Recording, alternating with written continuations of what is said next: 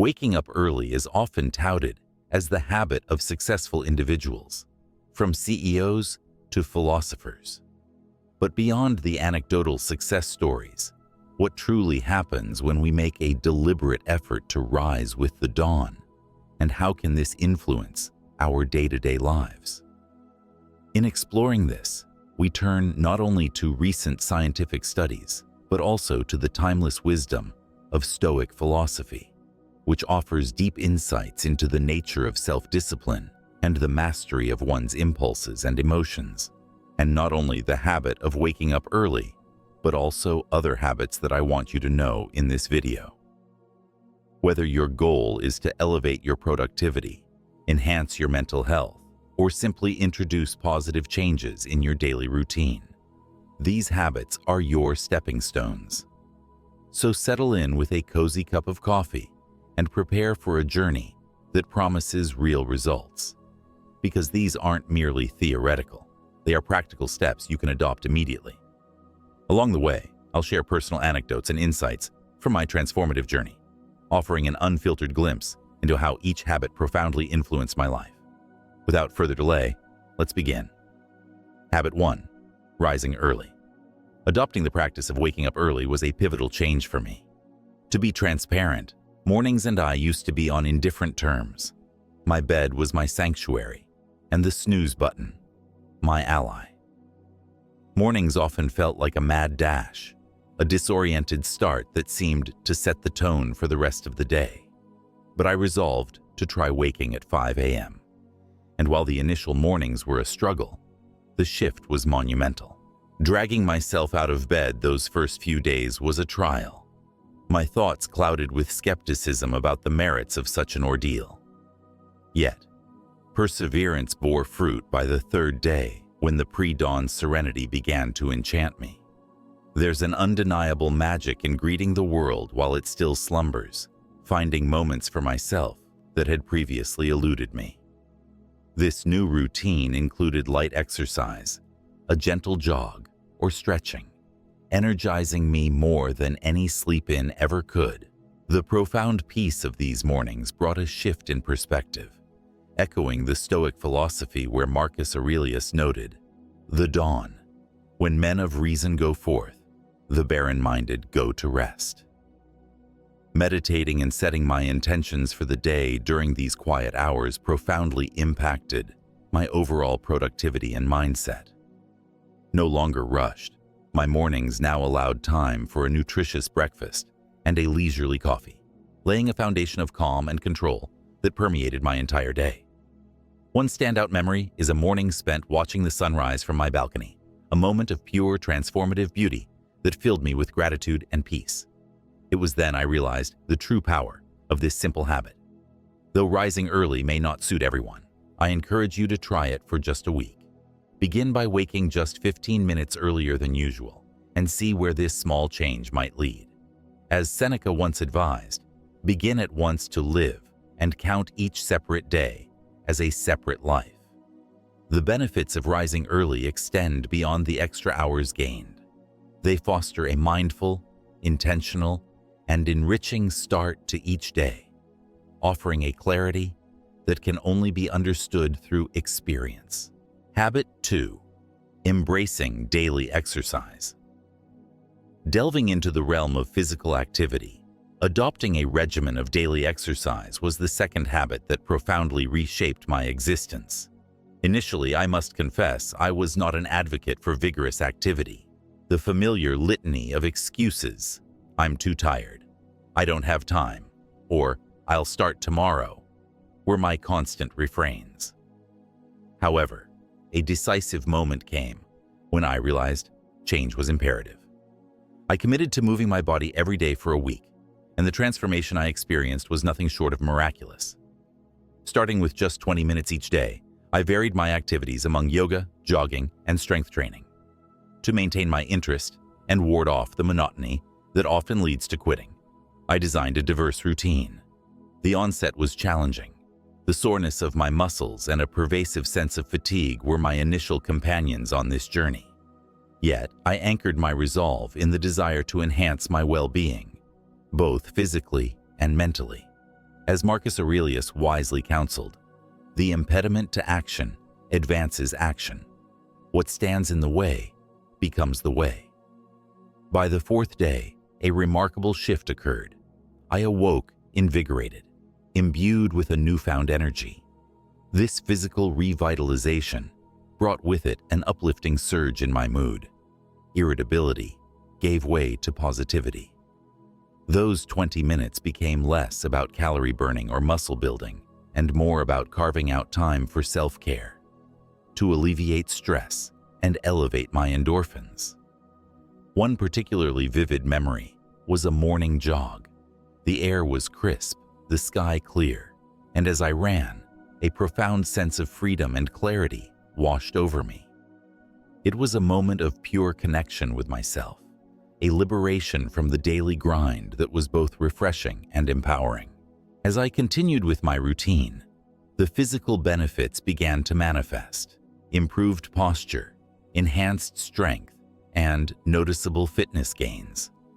But more significantly, my mental outlook underwent a transformation. Regular exercise shifted from a burdensome task to a cherished personal ritual, a time to detach from worldly pressures and reconnect with my inner self. Embarking on yoga was another milestone. Despite initial reservations about my flexibility and its intensity, the practice soon captivated me. Yoga's lessons in mindfulness, being fully present, breathing deeply, and attuning to my body's signals were transformative, transcending the physical realm. This journey through daily exercise illuminated a crucial truth. Taking care of my physical self was intrinsically linked to my mental and emotional well-being. It wasn't about striving for perfection or pushing my limits excessively, but rather discovering joy in movement and integrating it consistently into my life. As Seneca once said, "True happiness is to enjoy the present without anxious dependence upon the future." For those who may find starting an exercise routine daunting, I encourage you to begin modestly. Identify an activity that brings you joy, be it dancing, hiking, or a simple brisk walk. Commit to just a few minutes each day and gradually expand your efforts. The rewards, I assure you, will far exceed the investment. Adopting this habit has the potential to not only transform your physical health, but revolutionize your entire perspective on life. This isn't just about fitness. It's about forging a lifestyle that embraces movement and mindfulness as pillars for a vibrant, fulfilling existence. Habit #3: the power of mindful eating. Let's talk about one of the most life-changing habits I adopted: mindful eating. Like many people, I had been caught up in the modern rush, eating meals without even realizing I was doing it. I would grab food on the go, eat while scrolling through my phone, or even while working on my laptop, barely aware of what I was consuming, let alone how much. It's easy to overlook something as ordinary as eating, but the effects of this distracted routine started catching up with me, and I felt more drained and disconnected from my body than I realized. I decided to challenge myself. What if I committed to eating mindfully for just 1 week? I wanted to see how it would change my relationship with food and maybe even my overall well-being. We are what we repeatedly do, as Aristotle famously said, and I figured that if I could make this change, even temporarily, it might reveal a new way of living in my everyday moments. Mindful eating isn't just about slowing down. It's about being fully present and engaged in the experience of eating, both physically and mentally. It's about savoring each bite, noticing the texture, the taste, the subtle flavors. It's about being in tune with your body, your hunger, and your fullness cues. This practice asks you to give your meal the same attention you'd give to a piece of art or a beautiful sunset. So, I went all in. I decided that each meal, no matter how small, would be a mindful experience. I created a space for myself, cleared the table, set a clean, peaceful setting, and removed every distraction. No phone, no TV, no laptop. At first, sitting there quietly, with nothing to distract me, felt odd. But that quietness gradually transformed into a calming ritual, a chance to step away from the rush of the day and focus solely on nourishing my body. Before each meal, I took a few deep breaths to center myself and ground my attention in the present moment. And from that first bite, I could tell this was going to be a profound shift. Foods I'd eaten 1,000 times before took on a new vibrancy. I tasted the crispness of vegetables, the juiciness of fruit, the subtle flavors of spices. It felt like experiencing food in high definition, where each bite was a small sensory journey. One of the first meals I remember vividly was a bowl of oatmeal. Normally, I'd have eaten it on autopilot, barely noticing it. But this time, I slowed down, tasting the creaminess of the oats, the warmth of the cinnamon, and the hint of honey's sweetness. It wasn't just a breakfast. It was a moment of gratitude, a reminder of the richness of something as simple as food. Marcus Aurelius once said, "Very little is needed to make a happy life. It is all within yourself, in your way of thinking." I realized that by choosing to see my meal this way, I was finding happiness in simplicity. As I continued, I started to notice something incredible. I felt more satisfied after meals, despite eating less.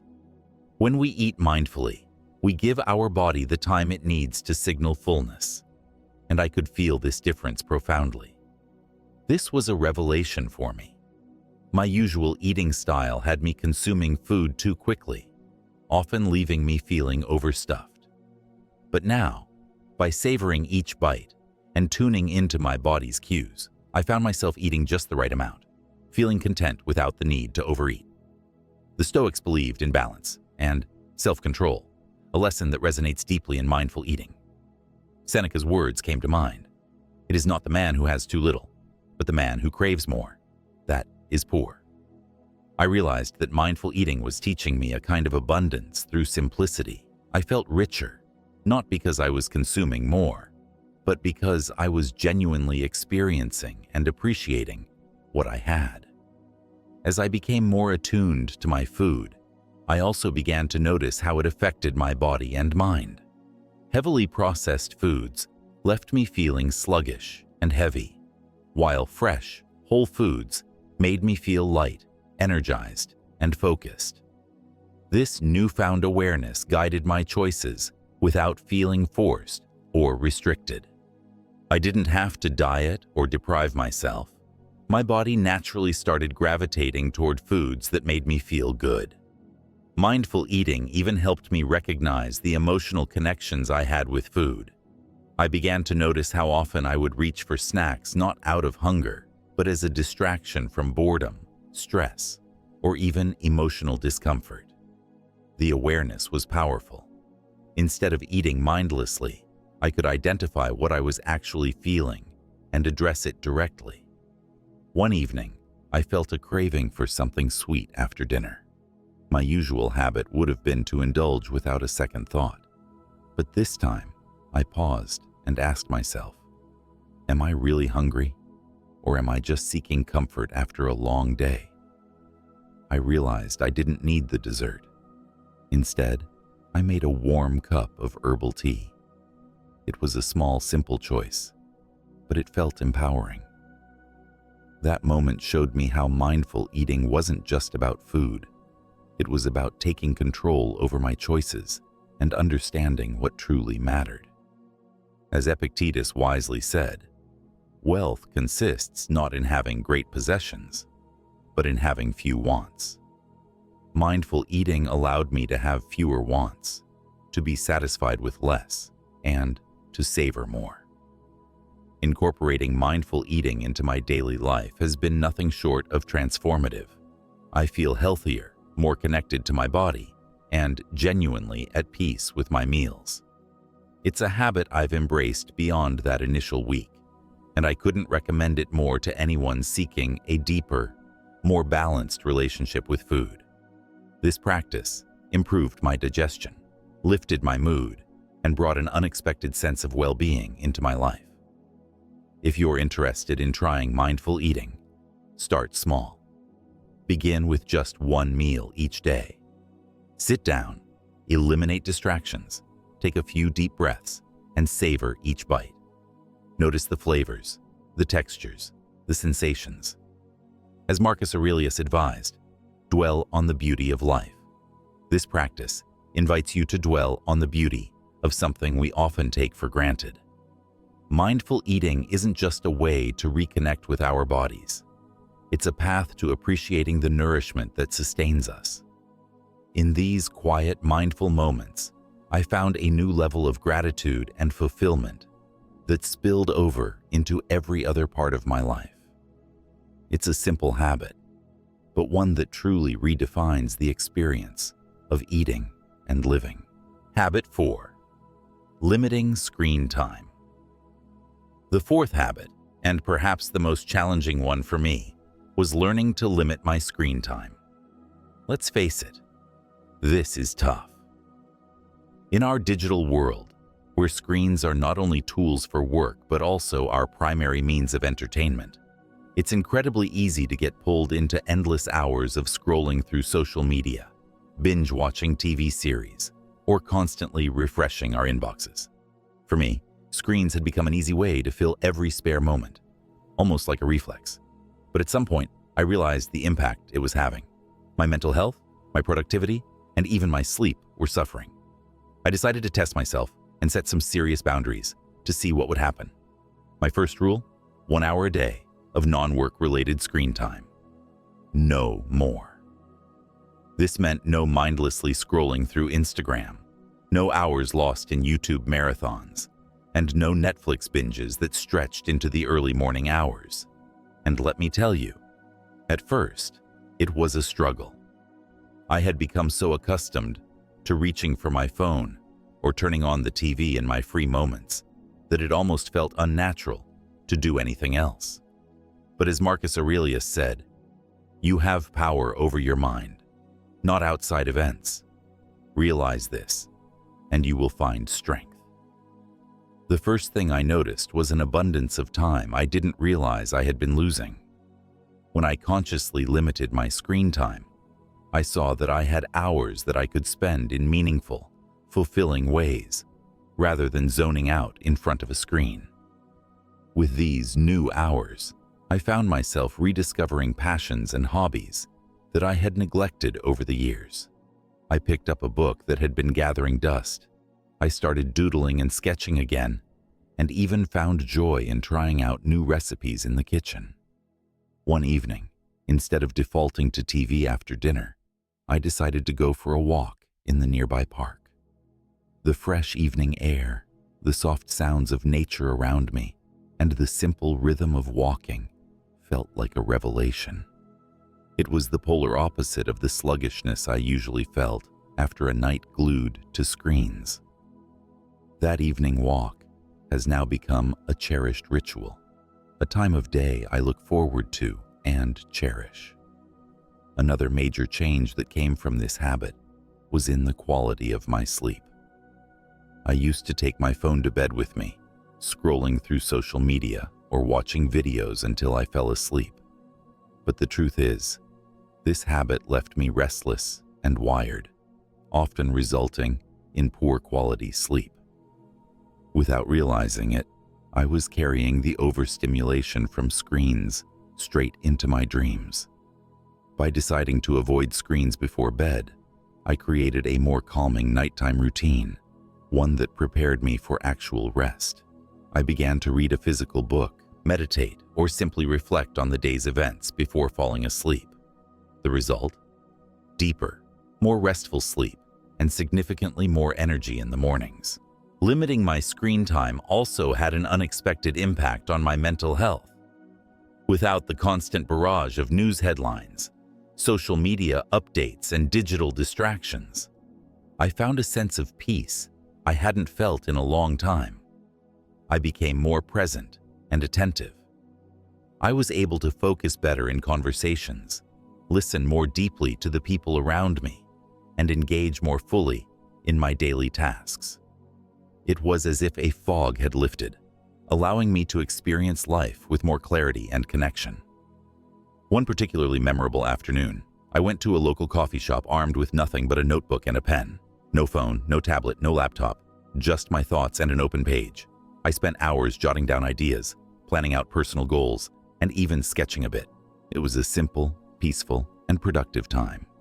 I felt connected to myself and my surroundings in a way that screens had never allowed. This experience reminded me of Seneca's wisdom. It is not that we have a short time to live, but that we waste a lot of it. By putting down my screens, I was choosing to spend my time on things that genuinely mattered to me. Of course, I won't pretend it was easy. There were times when the temptation to reach for my phone out of sheer habit was overwhelming. And yes, there were slip-ups. But each time I caught myself, I gently reminded myself of the benefits I was experiencing, the peace, the clarity, the newfound time, and redirected my focus to something more fulfilling. Limiting screen time isn't about renouncing technology altogether. It's about reclaiming control over our time and choosing how we engage with the digital world. If you're feeling overwhelmed, anxious, or just a bit disconnected from reality, I encourage you to try setting some limits on your screen time. Start small, maybe with just one less hour each day, and build from there. Use this extra time to reconnect with yourself, with loved ones, and with the world around you. Take a walk, pick up a book, or simply sit quietly and reflect. You might be surprised at how much richer life feels when you're no longer caught up in the endless flow of notifications and updates. As Epictetus reminds us, wealth consists not in having great possessions, but in having few wants. By limiting screen time, I discovered that there is wealth in simplicity, in reclaiming my time, and in choosing to live life more intentionally. This journey taught me that balance is key. Screens are powerful tools, but we can decide how they fit into our lives, rather than letting them dictate our routines. It's about crafting a life where screen time is intentional, meaningful, and beneficial, not something that fills every spare moment. Limiting screen time is a way to rediscover the beauty of small moments, the joy of real connections, and the richness of living fully in the present. Habit #5. The transformative power of journaling. I'll admit, at first I thought journaling was something reserved for people who had endless free time, or were naturally introspective and introverted. I was skeptical. Why would I sit down to write about my day when there were always a million things to do? But, out of curiosity, I decided to give it a shot for just 1 week. I wanted to see if the habit could actually make a difference. Little did I know that those 7 days of journaling would turn into a powerful foundation for my personal growth. I kept it simple. Every night before bed, I committed just 10 minutes to writing in a notebook. Not some sleek, fancy journal, but an ordinary, unassuming notebook with a pen that felt comfortable in my hand. No elaborate apps or templates, just a space to be with my thoughts. The first night I stared at that blank page, unsure of what to write. But then I just began with the basics, a quick summary of my day, noting what made me happy, what challenged me, and what I wished had gone differently. From there, it was like opening a floodgate to my mind and emotions. As the days went by, I found myself digging deeper, allowing the pages to capture my goals, my fears, my dreams, and even those insecurities I rarely spoke of aloud. Writing became like a conversation with myself, a way to peel back the layers of my experiences and emotions. That's when the magic truly started to happen. I began to notice patterns in my thoughts and behaviors. I realized that some of my worries were entirely out of my control, things I had been wasting time and energy on without any power to change. This reminded me of Epictetus's wise words. It's not what happens to you, but how you react to it that matters. Journaling was teaching me how to focus on what I could control and let go of the rest. One particularly revealing night, I wrote about a stressful day at work. I had felt overwhelmed, but as I put my emotions onto the page, I started to see them more clearly. I dissected what had triggered my stress, how I felt in those moments, and considered ways I could handle similar situations differently in the future. This simple act of reflection became like therapy. By processing my emotions on paper, I gained a sense of clarity and control over how I wanted to respond to challenges. Another invaluable part of journaling was tracking my progress. I would jot down even the smallest victories and milestones. At first, these small wins seemed trivial, but looking back, they built a steady sense of accomplishment and kept me motivated to keep moving forward. For instance, one entry documented a presentation I had been dreading. I wrote about the nerves leading up to it, the preparation, and finally, the relief and pride I felt afterward. Reading back on that entry gave me an incredible sense of confidence, reminding me that I had overcome something I once thought would be impossible. One of the most rewarding sections of my journal is my daily gratitude list. Every night, I write down 3 things I am grateful for. It could be as simple as a good conversation, a moment of peace, or a random act of kindness. This small exercise shifted my focus from what I felt was lacking to an appreciation for what I already had. As Seneca once said, "True happiness is to enjoy the present without anxious dependence upon the future."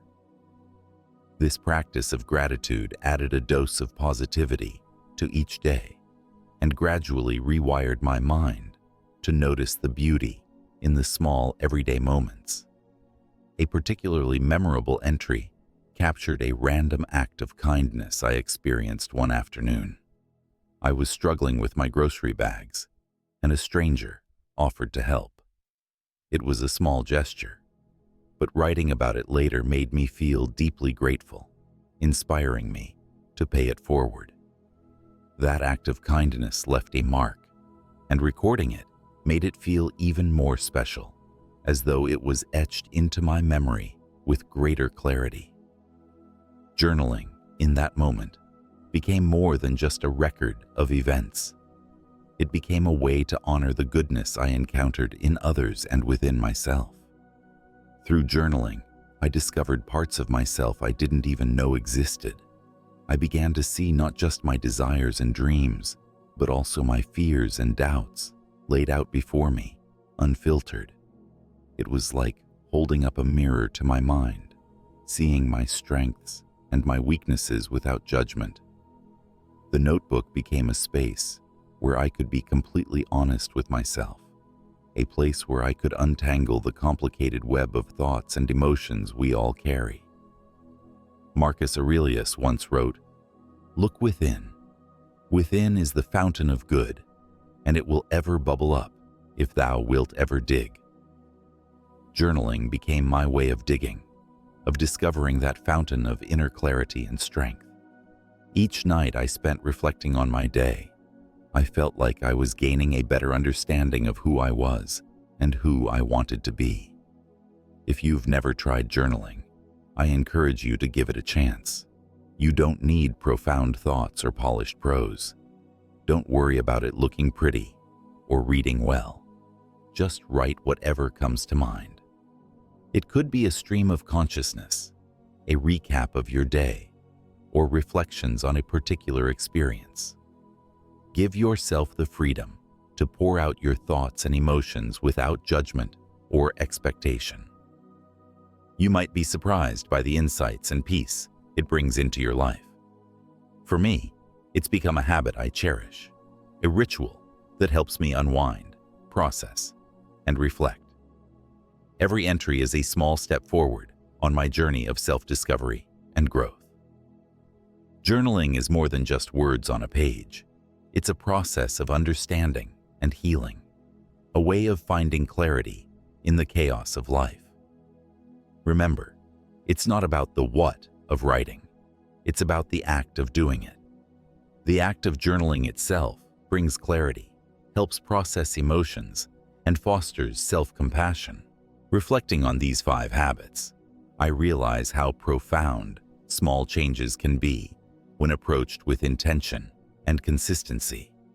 Each habit, whether it was waking up early, committing to daily exercise, practicing mindful eating, limiting screen time, or journaling, unlocked a deeper awareness of myself and my surroundings.